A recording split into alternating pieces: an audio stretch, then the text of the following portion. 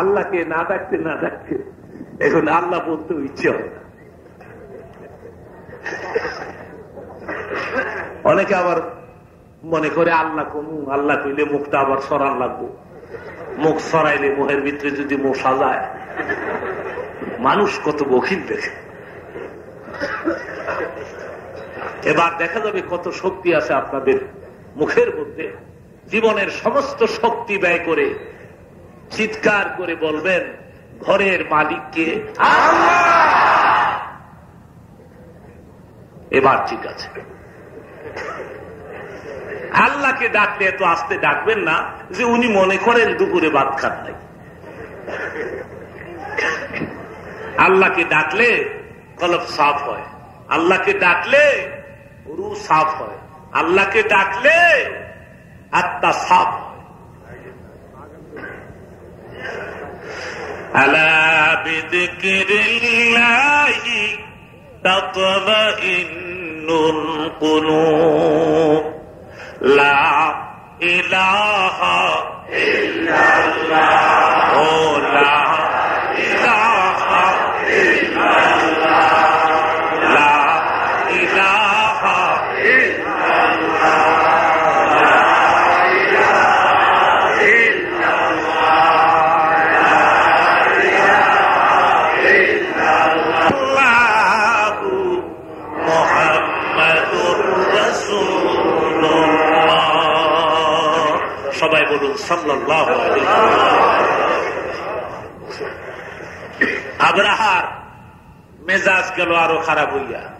কিরে, গড়ের মালিক বলে গড় রক্ষা করবে, তো হস্তি দলকে অর্ডার করলো, হস্তি দল আমার শক্তিশালী বাহিনী অ্যাডভান্স করো, ভাঙো। ঘর ভাঙতে হুকুম দিয়েছে আবরাহা। হাতিগুলো সামনের দিকে অ্যাডভান্স করে না, হাতির কদম চলে না। চিৎকার করে বলুন সুবহানাল্লাহ।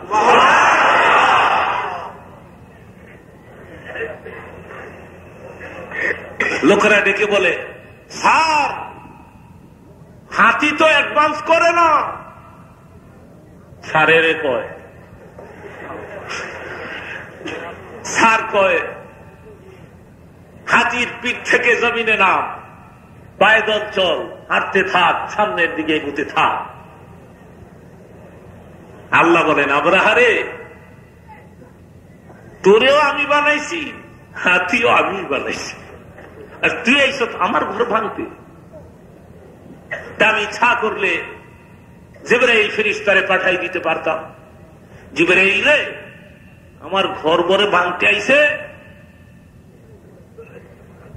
তো সরাইয়া আবরাহার দাঁতগুলি সব ফালাই দিত। আল্লাহ বলেন, পারতাম আমি, কিন্তু আমি একটা ফেরেশতার সাহায্য নিলাম না, ফেরেশতাকে আমি বললাম না, আমি তোর শক্তিশালী বাহিনীকে জীবনের তোরে বরবাদ করে দেওয়ার জন্য কিছু মিলিটারি পাঠাই দিলাম। ألم تر كيف فعل ربك بأصحاب الفيل ألم يجعل كيدهم في تضليل وأرسل عليهم طيرا أبابيل। আমি আবাবিল গুলো পাঠাই দিলাম, পাখিগুলো পাঠাই দিলাম। প্রত্যেকটা পাখির সঙ্গে 3টা করে গ্রেনেড ছিল, গ্রেনেড বোমা, বোমা।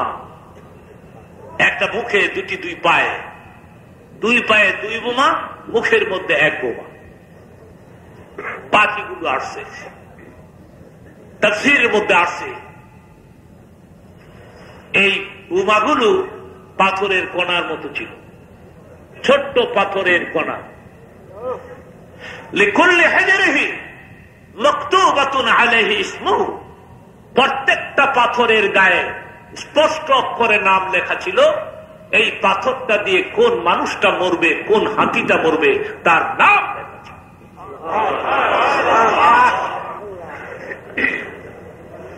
এই যুদ্ধ পরিচালনা করেছেন স্বয়ং আল্লাহ নিজে। যুদ্ধের কমান্ডার ইন চিফকে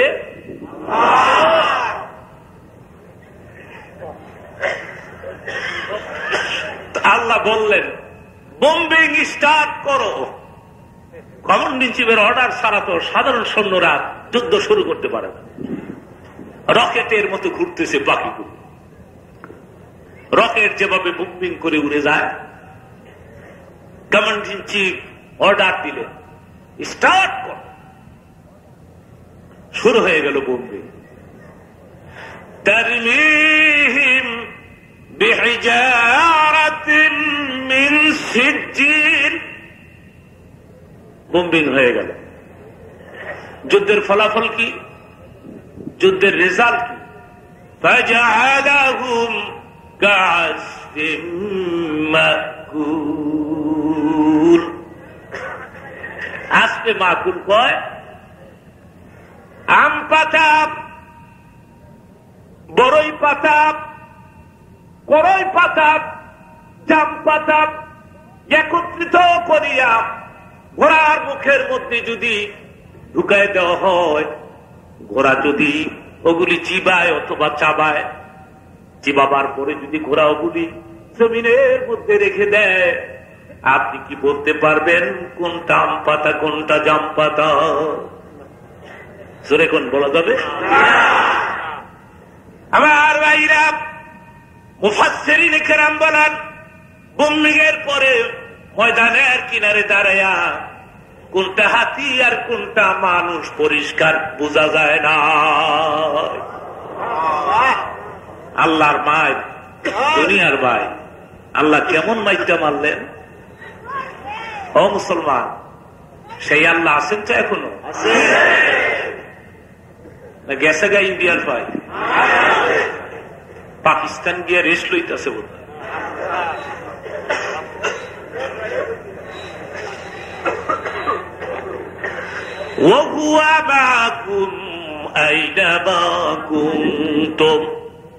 আল্লাহ বলেন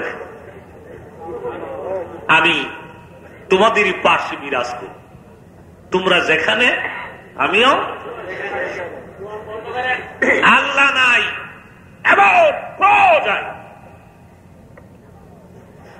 সব জায়গায় বিরাজমান করছেন মহান আল্লাহ রাব্বুল আলামিন।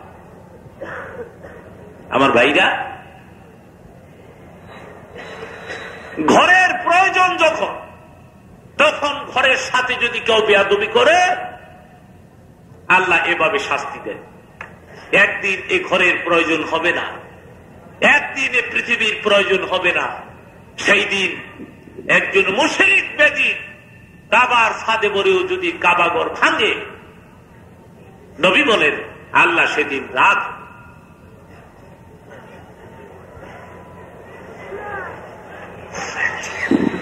এই কাবা পৃথিবীর কেন্দ্রস্থলে আল্লাহ রাব্বুল আলামিন এই কাবা পৃথিবীর একদম মিডল প্লেসে। কাবা ঘর থেকে যদি জরিপ করা হয় তাহলে দেখা যাবে কাবা হচ্ছেন পৃথিবীর একদম মাঝখানে। কাবা সোজা আল্লাহ সপ্তম আকাশের উপরে বাইতুল মামুর তৈরি করে রেখে দিয়েছে। ঠিক কাবারই মতো একটি ঘর, সেটা বাইতুল মামুর। বাইতুল মামুর থেকে যদি একটি পাথর ছেড়ে দেওয়া হয়, এটা কাবা ঘরের ছাদের উপরে এসে পড়ে যাবে।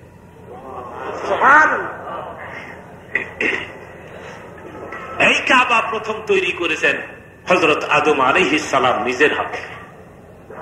আল্লাহ বললেন আদম একটি ঘর বানাও। ঘর বানাইতে বলছে, অত্যন্ত সুস্থ দিমাগে কথা বুঝার চেষ্টা করবেন। ও আদম একটি ঘর বানাও। আমার ভাইরা,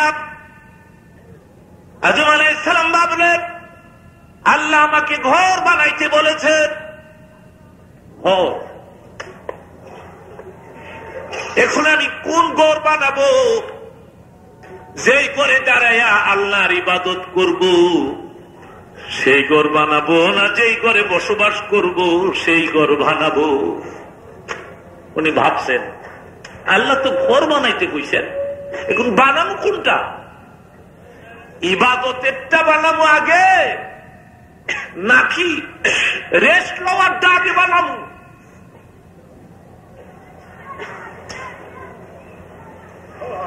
আবার ভাইরা হযরত আদম ভাবলেন থাকার ঘর পরে বানাবো, আমি ওই ঘর বানাবো আগে যেই ঘরে দাঁড়ায়া আমি মাবুদের কুদরতি পায়ের সামনে সেজদা দিব।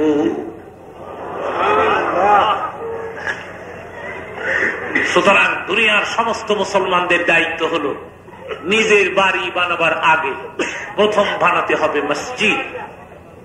প্রথম কি বানাতে হবে জোরে বলুন, আরো জোরে বলুন। আমরা বাড়ি বানাচ্ছি আগে, মসজিদ বানাচ্ছি, তাহলে কি করে শান্তি আসতে পারে বলুন?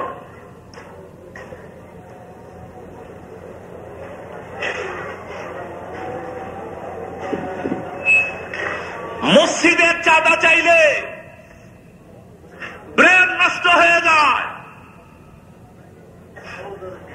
একটি মসজিদ নির্মাণ হতে 10-20 বছর লাগে, আর নিজের বাড়ি বানাইতে 3 মাস। ডবল উস্তাকার লাগাই দিছে। দিন রাত 24 ঘন্টা জলদি করে আমার বিল্ডিং বানাই দে, আমার কামরাটা সাজাই দে, খাট ফিট করে দে, আমি আগে হইয়া লই।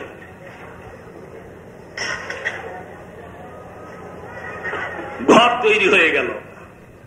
আল্লাহ গো তোমার ঘর বানাইছি, আল্লাহ গো ঘর বানাইছি। পৃথিবীর কোথাও সেদিন একটি ঘরও ছিল না। চিৎকার করে বলুন সুবহান। এই প্রথম ঘর, এই প্রথম ঘর হযরত আদম আলাইহিস সালাম নিজের ঘরে বানালেন মক্কাতুল মুকাররমা। সেই জন্য এটাকে প্রথম ঘর বলা হয়। ইন্না আউয়ালা বাইতিন উযিয়া লিন-নাস আল্লাযী বিবাক্কাতা মুবারাকান ওয়া হুদান লিল-আলামিন। আল্লাহ বললেন জিবরিল আদমের কাছে যাও, গিয়ে বলো ঘরে তাওয়াফ করতে বলো। তাওয়াফ কয় কাবা ঘরের চারদিক দিয়ে চক্কর লাগানোকে তাওয়াফে বাইতুল্লাহ কয়। আপনারা টেলিভিশনে দেখে থাকবেন হজের সময় হাজিরা আল্লাহর ঘরের চারদিক দিয়ে চক্কর খায়, এটাকে কয় তাওয়াফ। তাওয়াফ অত্যন্ত মূল্যবান ইবাদত। তাওয়াফ পৃথিবীর এক জায়গায় চলে, সেটা হলো মক্কাতুল মুকাররম কাবা ঘর। আমাদের বাইতুল মুকাররম মসজিদের চারদিক দিয়ে ঘুরলে তাওয়াফ হবে?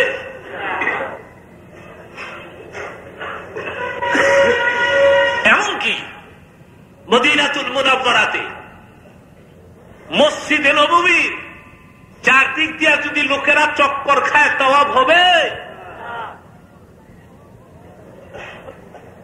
হাজিরা অনেক সময় আমাকে প্রশ্ন করে থাকে মক্কা শরীফে হুজুর কোন ইবাদত বেশি বেশি করব এখানে?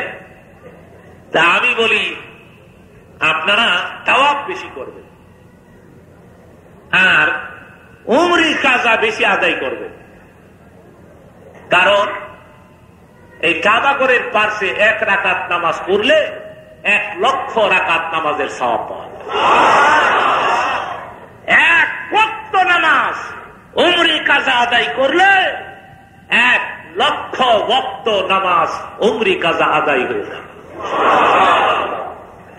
এখন ফজরের নামাজের যদি উমরে কাজা আদায় করেন 1,00,000 ফজর হয়ে গেল। 1,00,000 ফজর হয় 1,00,000 দিনে।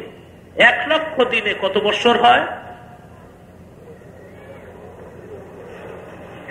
বাইকিয়া নিরালা হিসাব করে আমি হাজিদের বলে আসছি, আপনারা উমরি কাজা বেশি আদায় করবেন আর তাওয়াফ করবেন, কারণ তাওয়াফ তো এই ঘর সারা পৃথিবীর আর কোন দেশে করা যায় না। সেই দিন থেকে শুরু হলো, প্রতিটি কথাই কিন্তু ভালো করে বুঝতে হবে, যেহেতু আমরা মুসলমান, কাবা সম্পর্কে আমাদের জানা উচিত কিনা। আজকে এমন ভাবে জানবেন এই ব্যাপারে ভবিষ্যতে আর কোনদিন জানতে না। সেই দিন থেকে শুরু হলো আল্লাহর ঘরের তাওয়াফ। আদম আলাইহিস সালামের যুগ থেকে শুরু হলো তাওয়াফ। সেই তাওয়াফ চলতেছে চলতেছে চলতেছে চলতেছে কিয়ামত পর্যন্ত চলবে। 3 রাত 24 ঘন্টা। একটা মুহূর্তের জন্য আল্লাহর ঘরের তাওয়াফ বন্ধ হবে না। হাজিরা অনেক সময় মনে করে রাত 3টার দিকে গেলে বোধহয় ভিড় কম হবে। আচ্ছা, এই ইচ্ছাটা কি একজন হাজি করে না অনেক হাজি করে? 3টার সময় গেলে দেখা যায় আরো বেশি। এক ব্যক্তি ইচ্ছা করলো আমি এমন এক সময় আল্লাহর ঘরের তাওয়াফ করব যখন আমি ছাড়া আর কেউ থাকবে। কিন্তু যেদিনই যায় গিয়ে দেখে মানুষ আর মানুষ, মানুষ আর মানুষ। একদিন মক্কাতে ঘন বৃষ্টি হয়ে গেল, ভীষণ বৃষ্টি হয়ে গেল, সাঁতার পরিমাণ পানি হয়ে গেল। লোকটি মনে মনে করে আজকে আমার মনের আশা পুরা হবে, আজকে কেউ যাবে না, আমি পানির উপর দিয়ে সাঁতার কাটবো, তাওয়াফ করবো, সাঁতার কাটবো, তাওয়াফ করবো একা একা। হাজরে আসওয়াদ সোজা গিয়া চুমা দিয়া তাওয়াফ স্টার্ট।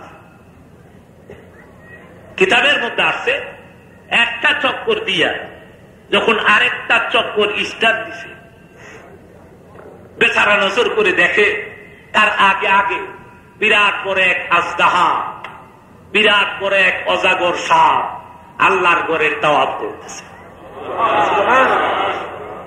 আরো জোরে কোন সুবহানাল্লাহ। আল্লাহ প্রমাণ করে দিলেন দুনিয়ার কোন মানুষের ক্ষমতা নাই আমার ঘরকে একা তাওয়াফ করতে পারে। এটাকে সাপ বলেন আর জিন বলেন।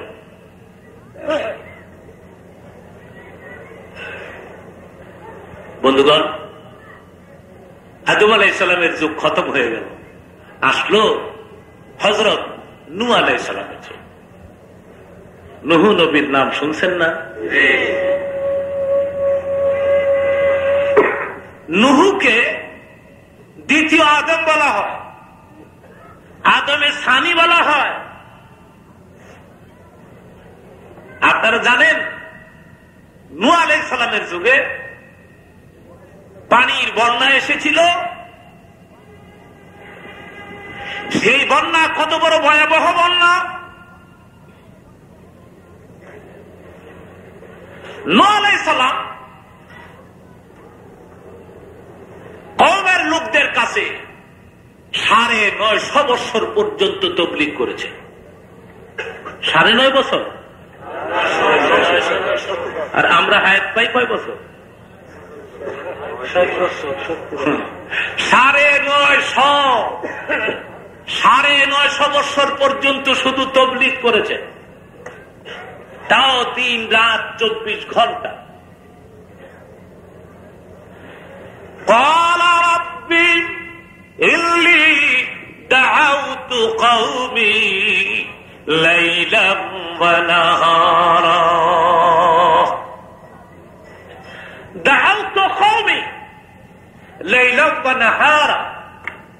3 রাত 24 ঘন্টা আমি কওমের লোকদের দ্বীনের দাওয়াত দিয়েছি। ও আল্লাহ, এরা আমার কথা শোনে না। আমার ভাইয়েরা, কিতাবে আছে নূহের কওমের লোকেরা নূহ নবীর হাতের মধ্যে বেড়ি লাগায়া, পায়ের মধ্যে বেড়ি লাগায়া, হাতের মধ্যে বেড়ি লাগাইয়া রাস্তার উপর দিয়ে টানতো। এক একটা পয়গাম্বর কালেমার জন্য কত কষ্ট করে গেছে। বিকাল বেলায় মনে হইতো নূহ পৃথিবীতে নাই, গায়ের চামড়া উঠে গেছে, রক্তে দেহ লাল হয়ে গেছে। লোকেরা গিয়ে বলতো, নূহ এখনো কি কালেমার দাওয়াতের স্বাদ মিঠে নাই? হযরত নূহ বলতেন, ও কওমের লোকেরা, এইভাবে তোমরা আমার উপরে অত্যাচারের পাহাড় চাপিয়ে দিলাম। শোনো,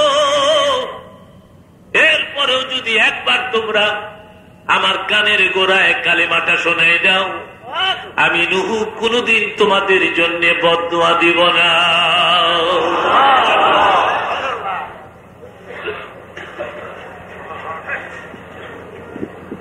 আমরা তো কালেমার জন্য কোনদিন কষ্ট করিনি।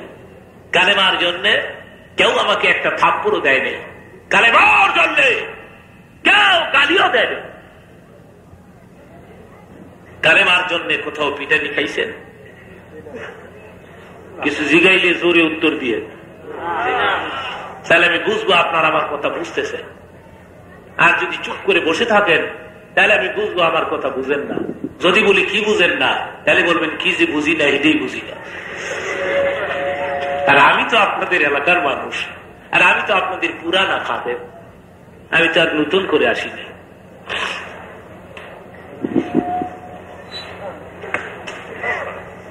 কালেমার মূল্য নাই আমাদের কাছে।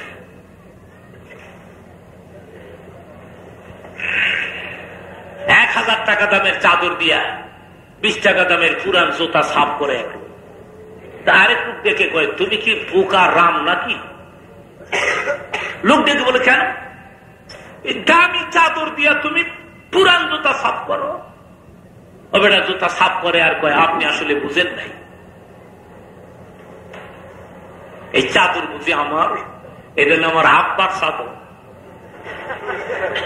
বাপের চাদর পাইছি তো, এটার কোনো দাগ নাই, এটা দিয়ে জুতা সাফ করবো। কিন্তু চাদর কিনতে গিয়ে যে বাবা কত কষ্ট করছে, এটা বাপ ছাড়া আর কেউ জানে।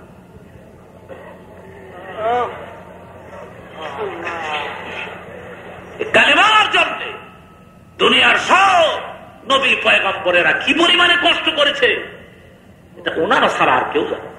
আমরা তো কালেমার জন্য কষ্ট করি নাই, সুতরাং কালেমার মূল্য নাই আমাদের কাছে। কওমের লোকেরা শুনল না, অত্যাচারের পাহাড় হযরত নূহ আলাইহিস সালামের উপরে চাপাই দিল। হযরত নূহ আল্লাহকে ডাক দিলেন, আল্লাহ শোনো, কওমের লোকেরা, যে কওমের লোকেরা পয়গম্বরের গায়ে হাত উঠাইতে পারে, এদের নসিবে হিদায়াত নাই নাই নাই। সুতরাং আমি দোয়া করলাম, রব্বি লা তাযার আলাল আরদি মিনাল কাফিরিনা দাইয়ারা। আমি দোয়া করলাম মুশরিকদের আন্ডা বাচ্চা সহ সব খতম করে দাও। আন্ডা বাচ্চা সব, একটা আন্ডাও যে থাকে না, একটা বাচ্চাও যে থাকে, দরখাস্ত মঞ্জুর হয়ে গেল।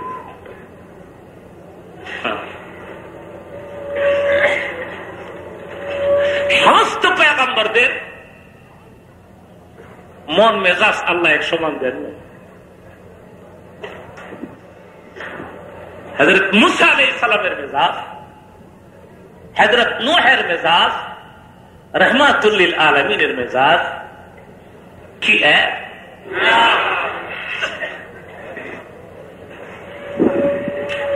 আমার নবী জীবনে কোনদিন কোন মানুষের ধ্বংসের কামনা করেছিলেন? কেন করেননি? ওয়ামা আরসালনাকা ইল্লা রাহমাতাল লিল আলামিন। তামাম জাহানের জন্য আমার বন্ধু রহমত। চিৎকার করে বলুন আলহামদুলিল্লাহ।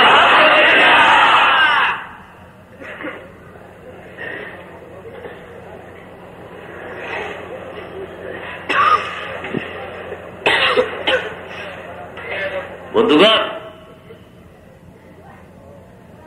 তাইফে আমি কয়েকবার গিয়েছি আপনাদের দোয়ায়।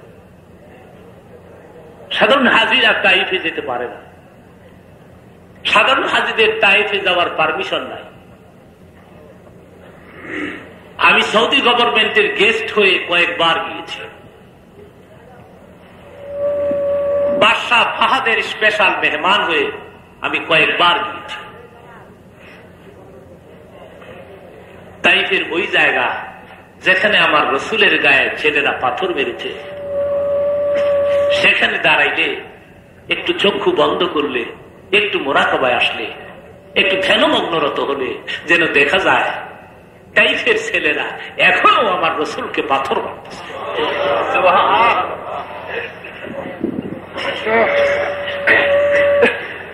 হযরত আয়েশা একদিন দেখে বলেন, নবীজি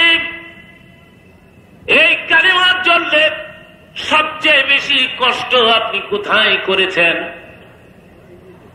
আমার নবীর চোখের মধ্যে পানি এসে গেছে। হযরত আয়েশা বলেন, নবী গো, আমি বুঝি আপনাকে দুঃখ দিলাম? হুজুর, আপনার চোখের কোঠা ভিজে গেল কেন?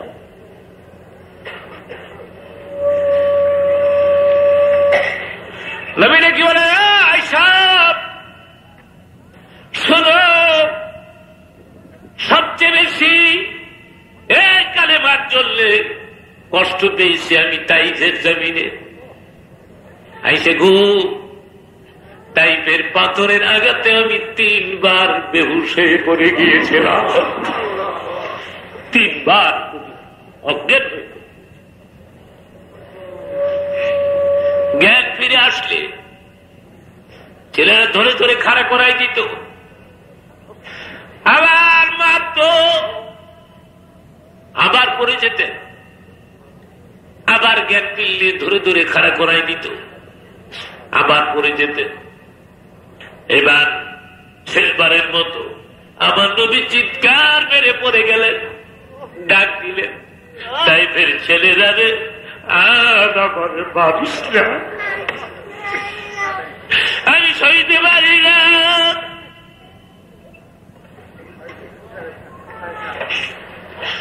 খোদার আরশ থরথর করে কাঁপতেছে।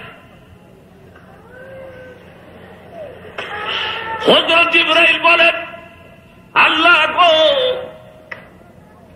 যে বন্ধুর খাতিরে দুনিয়া বানাইলাম, তোমার বন্ধুরে পাথর মানে তুমি কেমনে সহ্য করো গো আল্লাহ? যার খাতিরে সব বানাইলাম।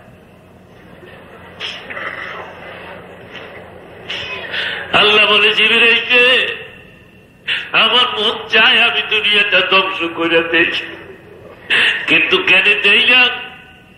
তাই ভেস আমার বন্ধু তার উত্তর দিবে। হযরত জিবরিল এসে দেখে আমার নবী গোটা দেহ রক্তে লাল হয়ে গেছে।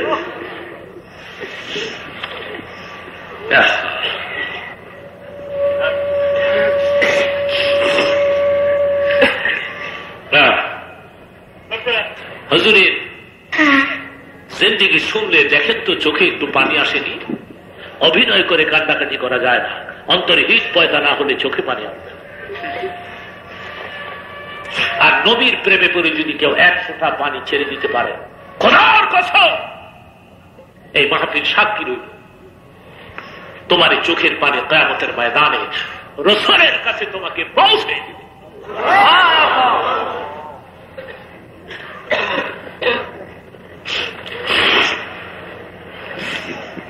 নবীর শানে আসুন সবে মিলে একটু দুরূদ শরীফ পাঠ করে নেই। আল্লাহুম্মা সাল্লি আলা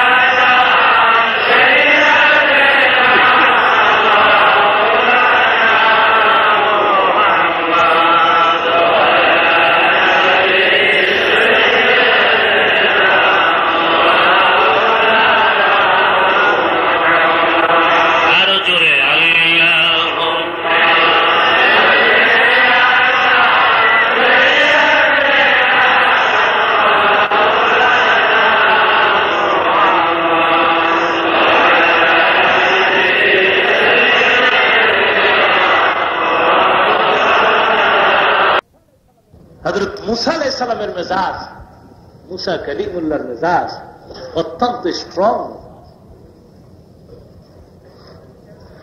হাদিস শরীফের মধ্যে আছে মেজাজ এত কড়া ওনার যে আজরাইলকে ঘুষা দিয়া আজরাইলের চোখ কানা করে দিয়েছে। আজরাইল আসছে রূহ কবজ করতে। মুসা আলাইহিস সালাম বললেন, কে আসছো? আমি মালাকুল মউত। কয়ে দিগাই মালাকুল মউত, কি জন্য আসছো? হুজুর, আপনার রূহ কবজ করতে আইছি। রূহ কবজ করতে আইছো, ভালো কথা। মালাকুল মউত কোন জায়গা দিয়া রূহ বের করবে? কোন জায়গা দিয়া? আজরাইল বলে, মনে করেন আমি আপনার চোখ দিয়া রুটা বের করে নিয়ে যাই। পয়গম্বর বলে, আজরাইল যে এই চোখ দিয়েছে আমি আল্লাহর নূর দেখেছি। নূর দেখছেন? হাত দিয়া রুহটা বের করে নিয়ে যাই।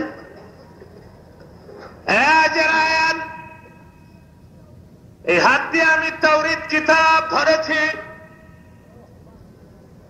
তো পা দিয়া আত্মাটা বার করে লাই, পাও দিয়া। আজরাইল যে এই পা দিয়া হেঁটে হেঁটে আমি তুর পর্বতে গিয়েছি। আজরাইল করতে এর মূল্যে তো আমি মরতেই নই না, যা বুঝা যায়। আমার যে দিকটা খুশি সেই দিক দিয়ে আমি রূহ বের করে নিয়ে যাব। কথা বুঝার চেষ্টা করবেন, পেশ লাগাবেন না। কিছু লোক আছে পেশ লাগানোর লেগে বয়ে থাকে। আমার বক্তৃতার বয়স 22 বছর, আমি এখন রিটায়ার করব, আমি অবসর গ্রহণ করব। আমি যাচাই না করে কথা বলি না ইনশাআল্লাহ, এবং বলবো না। আজরাইল যখন বললেন আমার যে দিকটা খুশি এদিকটা রূহ বের করে নিব, তখন উনি রাগ হয়ে গেছে। যে দিকটা খুশি, তোমার যে দিকটা খুশি, আর দেরি করে মারছে। উষা খেয়ে আজরাইল দৌড়ে গেছে আল্লাহর কাছে। আল্লাহ গো, মুসা নবী গুসা মারছে, আমার চোখ কানা কইরা লাইছে। আজরাইলি দপ্তরতে আমার নাম কাইডা দেন। আজকে মুসা নবী গুসা মারছে, কয়দিন পরে বাঙালি আইতাছে, বাঙালি এরা আমার স্ট্যান্ড গানের ব্রাশ পারবো। আল্লাহ বলেন, আজরাইলি দপ্তর থেকে তো তোমার নাম কাটলাম না, বরং তোমার একটু ক্যাপাসিটি এবং পাওয়ার বাড়াই দিলাম। সেই যুগে আজরাইল মানুষের সুরত ধরে মানুষকে এসে ধরে জোর করে শোয়াইয়া জাতাতা ধইয়া এরপরে রুবার করত। সেই যুগে আল্লাহ বললেন তোমার ক্যাপাসিটি একটু বাড়াই দিলাম, কৌশল বাড়াই দিলাম, এবার তুমি বাতাসে বিরাজ করবে, গাছের ডালে বসে তুমি মানুষের রূহ কতজ করবে, তোমাকে ধরবে দূরের কথা, দেখার নসিব। যাও, তোমার ক্যাপাসিটি বাড়াই দিলাম, যাও। আর জিবরিল তুমি একটু মুসার কাছে যাও, মুসা আমার ফেরেশতারে কেলিকে ঘুষে দিবে, আমি তার একটা শাস্তি দিতে চাই। পয়গম্বরের শাস্তি কিরূপ? মুসা কি গিয়ে কয়ো, মুসা সেই গাদার পৃষ্ঠে চড়ে চড়ে কালেমার দাওয়াত দেয়, গাদার গায়ে যে পরিমাণে লুম আছে সেই পরিমাণের হায়াত আমি তারে বাড়াই দিলাম। এটা হলো পয়গম্বরের শাস্তি।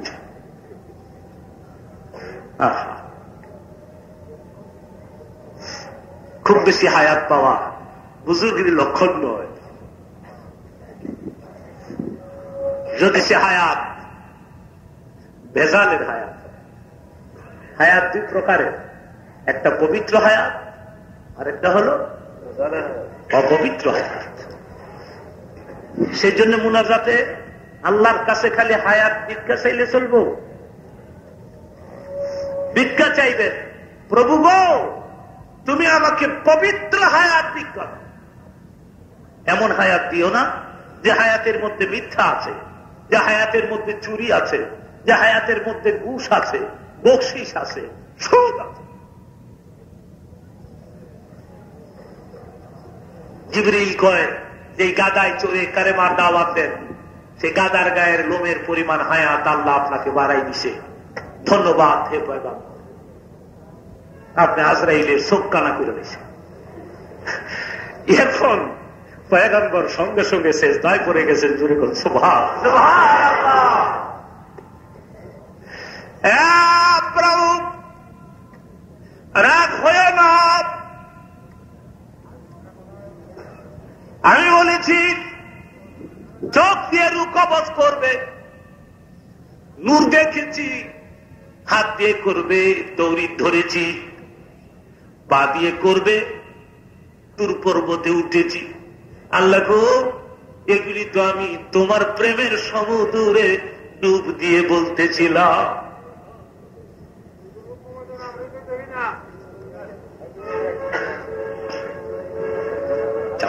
দেখা যাবে না, একটু দেখতে দেন ভাইরা, একবারে খামোশ থাকবেন, মনে হবে এখানে একটা লোক নয়, এরকম মনে হতে হবে, একটা লোক নয়, এমন মনে হতে হবে, তাহলে আল্লাহ খুশি হবে। শব্দ আমাকে দেখেন অথবা না দেখেন, কথাগুলো বসে বসে শুনতে থাকে। পয়গম্বর ডাক দিলেন, প্রভু গো আমি তো তোমার প্রেমের সমুদ্রে ডুব দিয়েছিলাম, তোমার আজরাইলকে লেগে বুঝে নাই। আজরাইল যদি বলতো আপনি যার প্রেমে পড়ে এইসব কথা বলতেছেন, আপনার প্রেমিক আপনার প্রভু যে দিক দিয়ে কয় ওই দিক দিয়েই আমি রূহ বের করে নিয়ে যাব। আল্লাহ গো তোমার রেফারেন্স যদি দিত, তোমার নাম যদি উচ্চারণ করত, কোনদিন চোখ কানা করতাম না। তোমার বাদ দিছে। আজরাইল কয় আমার যে দিকটা খুশি, সাহস কত দেখছেন আল্লাহ, সাহস কত, এর যে দিকটা খুশি, জীবনে যে লাইন আলাই নেই। মাহবুব গো আমি তো তোমার প্রেমের সমুদ্রে ডুব মেরে এইসব কইছি।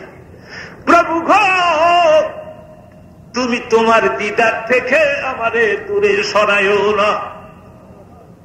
মেজাজ কত করা, চিন্তা করেন। আজরাইল ঘুষা মারে, বন্ধুগণ, কিতাবের মধ্যে আসছে উনি যেদিন হামাগুড়ি দেন, হামাগুড়ি ফেরাউনের বাড়িতে, আসিয়া একদিন ডাক দিছে, আসিয়া তোর পোলার একটু আনত, একটু আদর করে দে। পোলারে লইয়া গেছে। ফেরাউন মুসা আলাইহিস সালামকে বুকে লাগাইতে চায়, চুমু খাইতে চায়। আমার বাবা লক্ষ্মী বাবা, ভালো বাবা, তুমি আমার বাবা।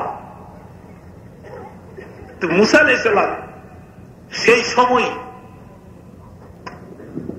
মনে মনে ভাবছেন, আর একবার বাপ ডাকি, একটা সব গাল লাল বিরল। যেই মাত্র বাবাকে চুমু খাইতে গেছে, মাছ চর খাইয়া ফেরাউনের মোটা গাল, আঙ্গুল বয়ে গেছে। আসিয়ারে ডাক দিছে, আসিয়া এদিকে তোর পোলায় কি চোর মারলো? আসিয়া কয়, আমারে কত চোরায়, কত লাগতে হয়। আমি মা হইয়া একটু রাগ হই না, তুমি বাপ হইয়া একটা চোর খেয়ে এক রাগ হয়ে গেছে। ফেরাউন কয়, তোরেও চোরায়? তোরেও লাগতে হয়? তো এই চোরায় লাগতে থেকো না, এই আবার আমার 12টা বাজাইবো।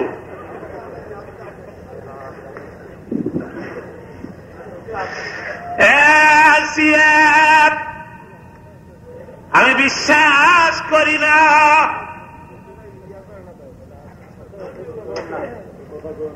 দুই পাতিলার মধ্যে স্বর্ণ আর আগুন রেখে দে, ছেড়ে দে গো আসিয়া তোর সন্তান। যদি আগুন ধরে মনে করবো বুঝে না, স্বর্ণ যদি ধরে গো তাহলে আমি বুঝবো, বুঝা শুনে আমার গালের মধ্যে মারছে। দুই পাতিলার মধ্যে স্বর্ণ আগুন রাখিয়া পয়গম্বরকে ছেড়ে দিলে তার সিরাজ। পয়গম্বর স্বর্ণের পাতিলার দিকে যাচ্ছে, অমনি আল্লাহ জিবরিলকে ডাক দিছে, জিবরিল রে, পয়গম্বর তো স্বর্ণের পাতিলার দিকে যা, তুই জলদি যা। ডাক্কাইয়া আগুনের পাতিলার কাছে লইয়া যা। জিবরিল আইয়া পাতালে খালি ডাক্কাইয়া আগুনের পাতিলার কাছে নিয়া হাত দইরা এক টুকরা আগুনের আঙ্গা হাতে উঠাইয়া পয়গম্বরের মুখের মধ্যে তুলে দিয়েছে। আগুন খাইয়েই ফেলাইছে। ফেরাউন আমার বাবা গো, বুঝে না গো, আরে ডবল বুঝে না, আগুন তো খাইয়াই ফেলাইছে। আল্লাহ কয়, ফেরাউন রে, তুই আর কয় নম্বরের চালাক। وَمَكَرُوا وَمَكَرَ اللَّهُ وَاللَّهُ خَيْرُ الْمَاكِرِينَ।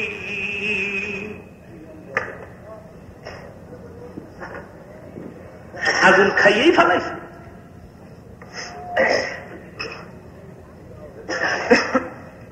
আজকের থেকে সরাইস আর কিছু করব, জলমের সর সরাইস। আল্লাহ কয়, ফেরাউন রে, সরাইবার রাস্তা ক্লিয়ার করে দিলাম, এবার খালি সর খাবি, জীবন ভরা সর খাবি। মেজাজ কত করা, সব পেগাম্বর আল্লাহ ওনাদের মেজাজ এক সমান করে দেন। হযরত নূহ দোয়া করেন, রব্বি লা তাযার আলাল আরদি মিনাল কাফিরিনা দাইয়ারা। মাবুদ গো, মুশরিকদের আন্ডা বাচ্চা সহ সব খতম করে। দোয়া কবুল হয়ে গেছে। আল্লাহ বললেন, দোয়া তো কবুল করলাম, তো আপনি একটি নৌকো বানান। নৌকো বানাইলেন, কিতাবের মধ্যে আসছে এই নৌকু বানাইতে গিয়ে 4টা তক্তা শর্ট করেছিল। আল্লাহ জিবরিলকে পাঠাইলেন, নুহুরি গিয়ে কও অমুক নদীর মাঝখানে একটা গাছ আছে, এই গাছটা উঠাইয়া আবু বকর, উমর, উসমান, আলীর নামে 4টা তক্তা বানায় নূহ যেন তার নৌকুর মধ্যে লাগায় দেয়।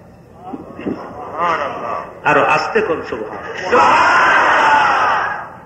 কবে আসবে আবু বকর, কবে আসবে উমর? কিন্তু গাছ কে আনবে? কিতাবে আসছে নূহের যুগে তার কওমের মধ্যে একটা শক্তিশালী বীর পুরুষ ছিল, তার নাম ছিল আউস। লোকেরা কইতো উস।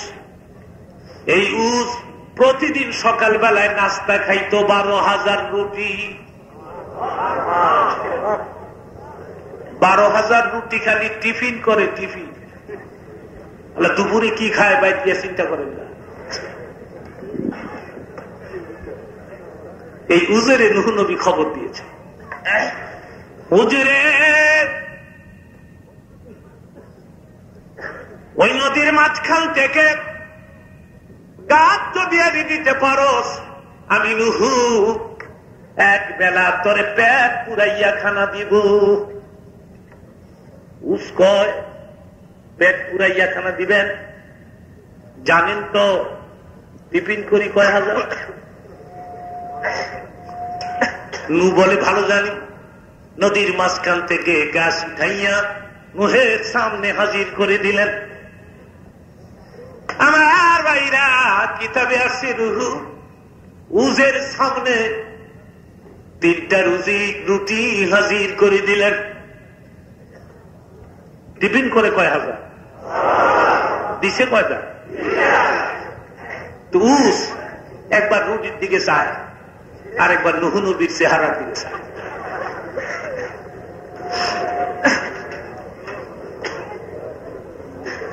দেখে দেখে বলেন, হ্যাঁ নূহ রুটি 3টা দিছে, 3টা তো দেওয়ানের আগে খাইয়া লাইছে।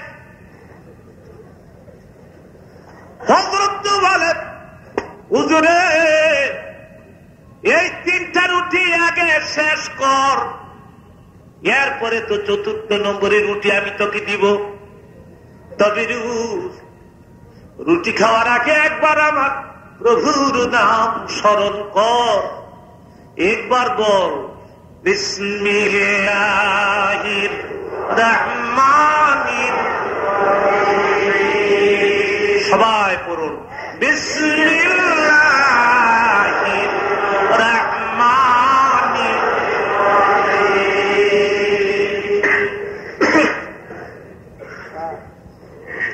আমার ভাইরা, কিতাবের মধ্যে আসছে উস বিসমিল্লাহ কয়া রুটি খাওয়া শুরু করে দেয়। একটা রুটি খাইয়া আর একটা রুটির আধাটা খাইয়া, অর্থাৎ 1.5টা খাইয়া 1.5টা প্লেটের মধ্যে রেখে দিয়ে বলেন, নূহ গলা পর্যন্ত ভরে গেছে, বাকি রুটি খাওয়া আমার পক্ষে সম্ভব নয়। এটা বিসমিল্লাহর বরকত না রুটি? বিসমিল্লাহ। বিসমিল্লাহ কন্টন তো মনে থাকে তো, নাকি মুরগার রাম দেখা, রুই মাছের মাথা দেখা ওই খাইয়া লুই আগে থো বিসমিল্লাহ উসমিল্লাহ। আল্লাহ কে রাগ করছে, কই কি ও রাগ কর, রুই মাছের মাথা তোর বাপ বানাইছে। لئن شكرتم لأزيدنكم ولئن كفرتم إن عذابي لشديد। ইসলাম শিক্ষা দিয়েছে প্রতিটি কাজ করার আগে বিসমিল্লাহ বলে কাজ স্টার্ট দিতে হবে। প্রতিটি কাজ করার, প্রতিটি নেক কাজ করার আগে সরষের তেলে সোয়াবিন মারবেন বিসমিল্লাহির রহমানির রহিম। আরেক বেটার ফকিরের বিধান বলতে বিসমিল্লাহ।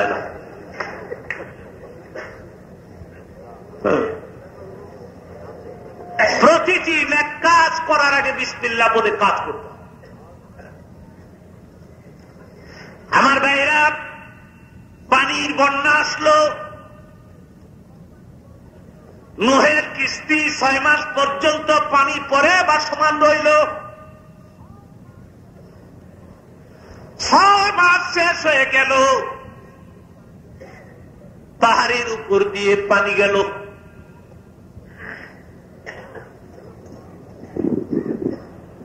বন্ধুগণ, 6 মাস পরে নুহের কিস্তি মক্কানগরে যদি পাহাড়ে এসে লাগলো।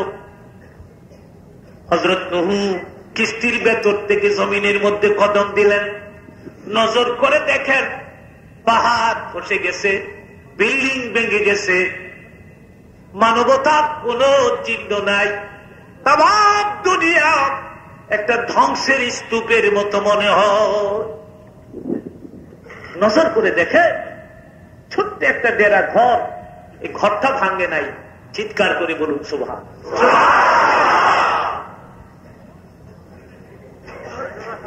নূহ আলাইহিস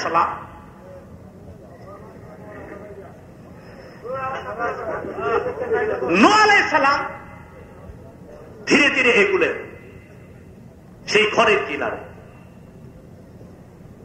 একটি কথা আমি আপনাদেরকে বলে রাখি, পানির বন্যা আসার আগে হযরত নূহ একজন বৃদ্ধা মহিলার সঙ্গে সাক্ষাৎ করেছিলেন। উনি বলেছিলেন, যেহেতু আপনি কালেমা পড়েছেন, তো বন্যা আসার আগে আমি লোক পাঠাবো, না হয় আমি নিজে এসে আপনাকে নিয়ে যাব, আপনি কিন্তু অপেক্ষায় থাকবেন।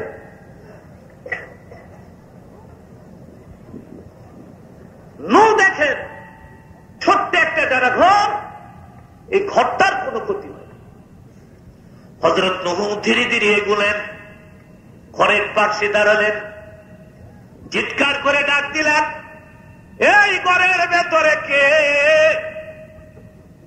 পাহাড় যেখানে নাই, বিল্ডিং যেখানে নাই, ভেতর থেকে উত্তর আসলো, এই ঘরের ভেতরে আমি একজন বৃদ্ধা বিধবা মহিলা।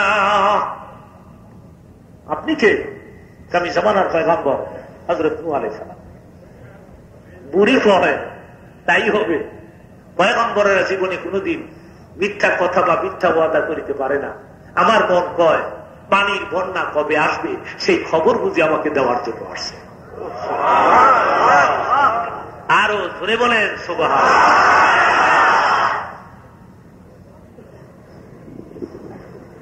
পানির বন্যা খতম হয়ে গেছে। আমার ভাইরা, হযরত নূহ সিজদায় পড়ে গেলেন, আল্লাহ গো,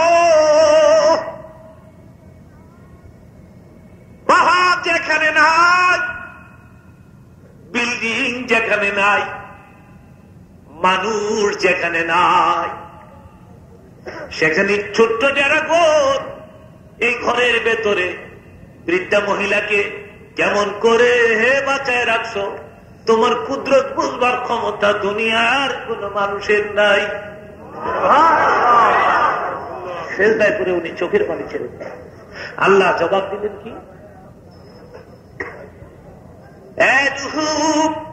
শুনো নূহ রে,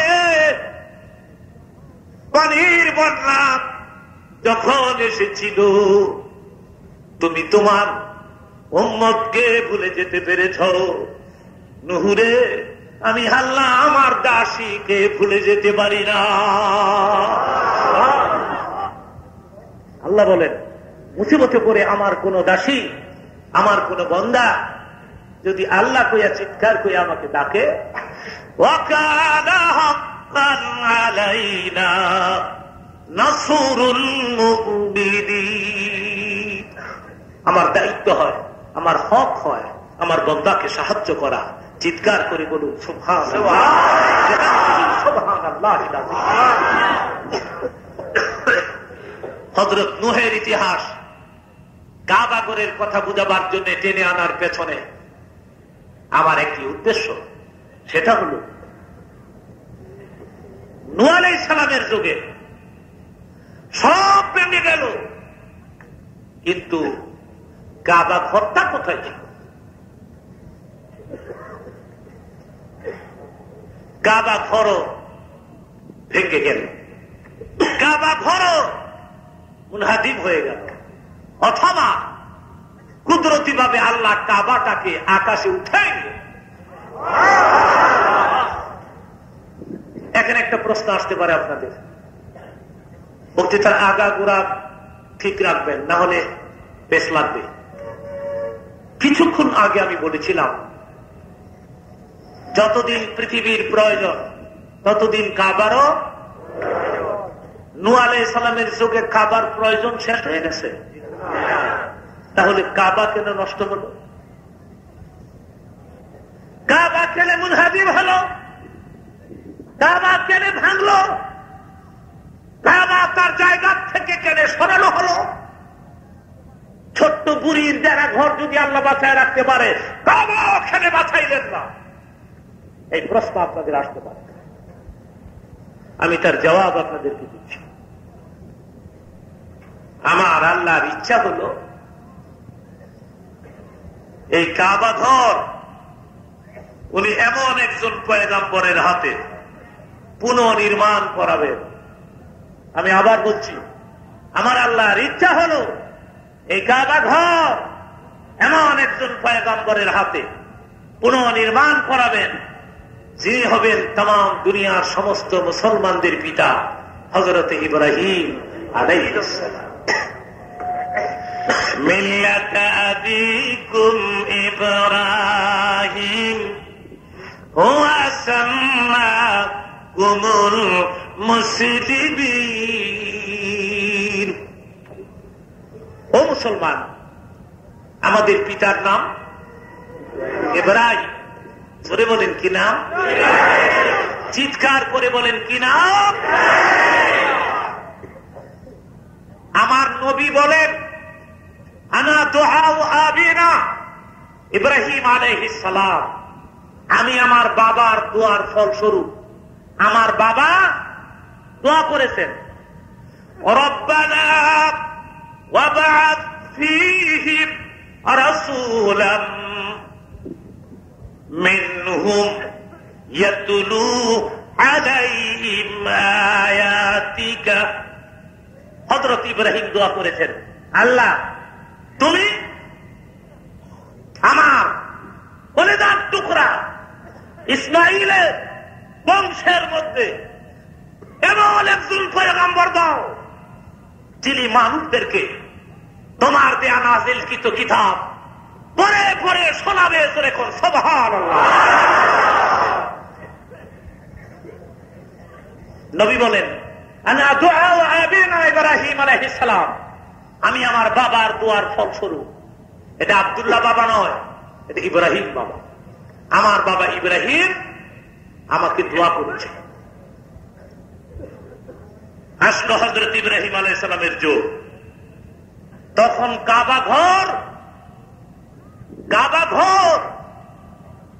নাই, অথবা কাবা ঘরের উপরের অংশ আল্লাহ আকাশে তুলে দিয়ে গেছে। কাবার ফাউন্ডেশন আছে, কাবার ভিজি আছে, ভিজির উপরে ধুলাবালি জৈমা। এখানে যে কোন ঘর ছিল বা ঘর আছে বোঝা যায় না। আল্লাহ বললেন, জিবরিল আমার ইব্রাহিমের কাছে যাও, ইব্রাহিমকে গিয়ে বলো ইব্রাহিম যেন আমার ঘর বানায়। আসলেন হযরত জিবরিল, ডাকলেন হযরত ইব্রাহিম আলাইহিস সালামকে, পার্শ্বে করে রওনা হলেন মক্কা নগরে। ওই জায়গায়, সেই জায়গায় হযরত আদম আলাইহিস সালাম কাবা ঘর তৈরি করেছেন। ধুলাবালি জমিয়া কাবার ফাউন্ডেশন নিচে পড়ে গেছে। এখানে কাবা ঘর আছে বোঝা যায় না। হযরত জিবরাইল আলাইহিস সালাম আদম আলাইহিস সালামের ইব্রাহিম আলাইহিস সালামের লাঠির আগা দইরা এ ধুলাবালি সরায়া ফাউন্ডেশন বের করে দেখাই দিলেন। ফাউন্ডেশনের কাজ করতে হবে না, আপনি শুধু উপরের গাঁথনির কাজ করেন। জোরে কোন সুবহানাল্লাহ। ইব্রাহিম হইলেন উস্তাগার, আর ইসমাইল হইলেন যুগালি। হযরত ইসমাইল আলাইহিস সালাম পাথরের খণ্ডগুলো কুড়িয়ে কুড়িয়ে, পাথরের খণ্ডগুলো চারদিক থেকে কুড়িয়ে কুড়িয়ে বাবার কাছে এনে দেয়। সিমেন্ট নাই, সুরকি নাই, বালি নাই, পানি নাই, কি করে খাবার ঘাটতি করলেন? পাথরগুলো কুড়িয়ে এনে এনে দেয়। আমার ভাইরা কিতাবের মধ্যে আসছে, পাথর কুড়িয়ে এনে দিলেন হযরত ইব্রাহিম একটা পাথরের উপরে আর একটা পাথর শুধু বসিয়ে দেন আর বলেন বিসমিল্লাহির রহমানির রহিম। পাথরের পরে পাথর বসাবার সঙ্গে সঙ্গে একটি পাথর আর একটি পাথরের সঙ্গে নরম হইয়া মজবুত জোড়া লাগিয়া যায়। সিনা পর্যন্ত বানাইলেন, বুক পর্যন্ত। এবার খুঁটি নাই, বাঁশ নাই, রশি নাই, তক্তা নাই। উপরের গাছের কাজ কেমন করে করবেন? ইব্রাহিম ডাক দিলেন, আল্লাহ গো, খুঁটি নাই গো আল্লাহ, তক্তা নাই, রশি নাই, উপরের গাছের কাজ কেমন করে করব? আমার আল্লাহ হযরত জিবরাইলকে ডাকলো, জিবরাইল রে, জান্নাত থেকে একটা পাথর লইয়া যাও, এই পাথর আমার ইব্রাহিমকে দিবি, দিয়ে বলবি এই পাথরের মধ্যে দাঁড়ায়। আমার ভাইরা হযরত জিবরাইল পাথর নিয়ে আসলে হযরত ইব্রাহিমকে দেখে বলে, ইব্রাহিম এই পাথরের মধ্যে বসু, এই পাথরের মধ্যে দাঁড়ায়।